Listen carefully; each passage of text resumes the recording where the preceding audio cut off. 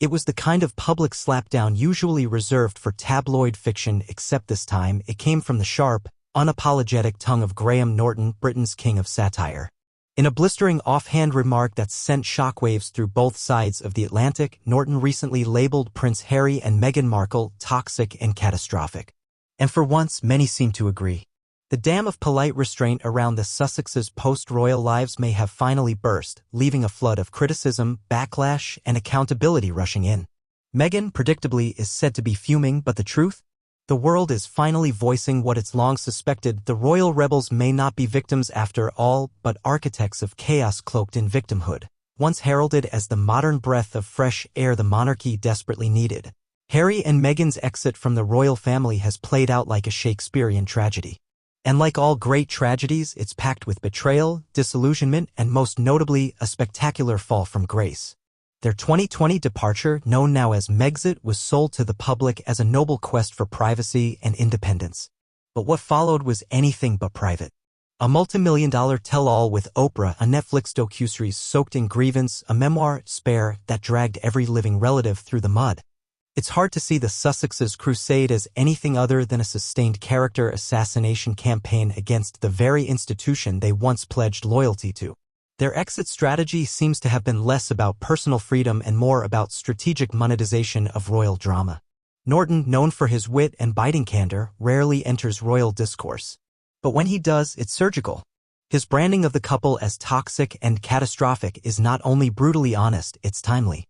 Norton is not some fringe critic or Twitter troll. He represents the mainstream British public's simmering discontent with the Sussex spectacle. In a society increasingly weary of curated victimhood and media manipulation, Norton's words cut through like a blade, sharp, precise, and long overdue. His critique wasn't a comedic jab, it was a cultural verdict. And unlike their carefully curated Netflix moments, the Sussexes had no control over it. That loss of narrative dominance, more than anything, may be what has Meghan seething. The Oprah interview, a PR masterclass in self-pity, or what should we call it? Let's revisit the now infamous 2021 Oprah Winfrey interview, the moment the world saw the couple's true strategy unfold: weaponized victimhood.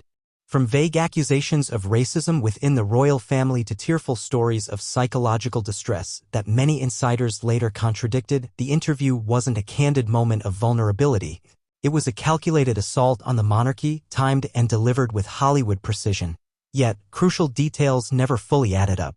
Meghan's claim that her son was denied a title due to racism was later debunked by royal experts who cited constitutional rules and long-standing royal protocols. The couple's assertion that they were financially cut off, only for it to emerge that Prince Charles funded them for a year after their departure, added further doubt. In truth, the couple's narrative fell apart under scrutiny, something they never anticipated because, for a while, the media treated them with kid gloves. But now, with public figures like Norton breaking ranks, the tide has turned.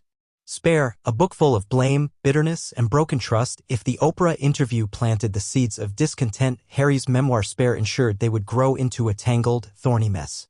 The book, marketed as a vulnerable look into Harry's psyche, instead read like a 400-page vendetta. He attacked his father, mocked his brother, and portrayed the monarchy as cold, cruel, and archaic.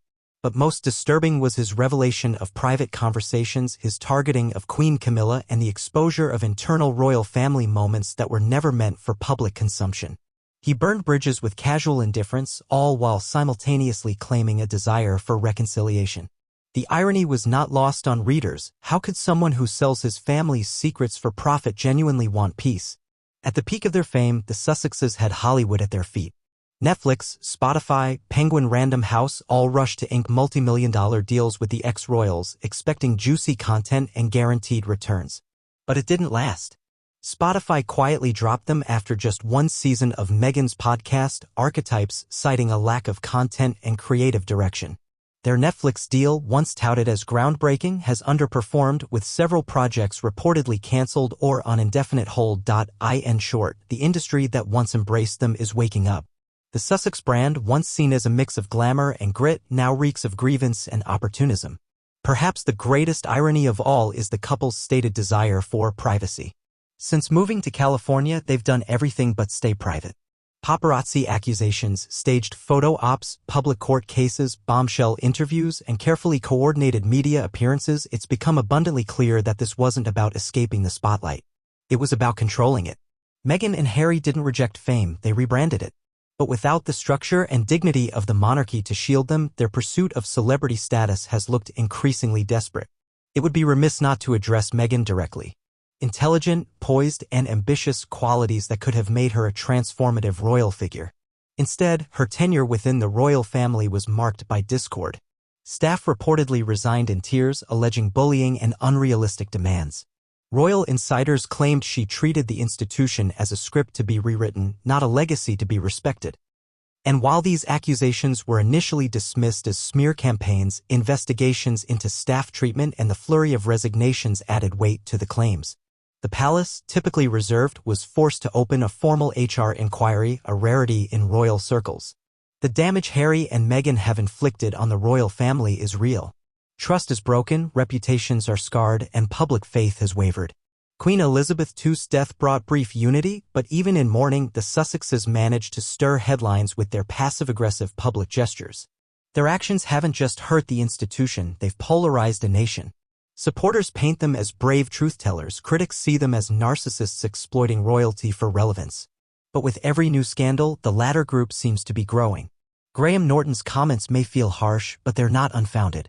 They reflect a growing consensus. Harry and Meghan have become what they once claimed to escape: calculating, media-obsessed, and yes, toxic. The fairy tale has shattered and the public is no longer buying the happily ever after. As the couple reels from mounting criticism and waning support, perhaps it's time they face a reality they've long avoided. They are no longer the heroes of the story. The curtain is falling and the applause has stopped. All that remains is the echo of a squandered legacy and a once golden couple now seen by many as the architects of their own downfall.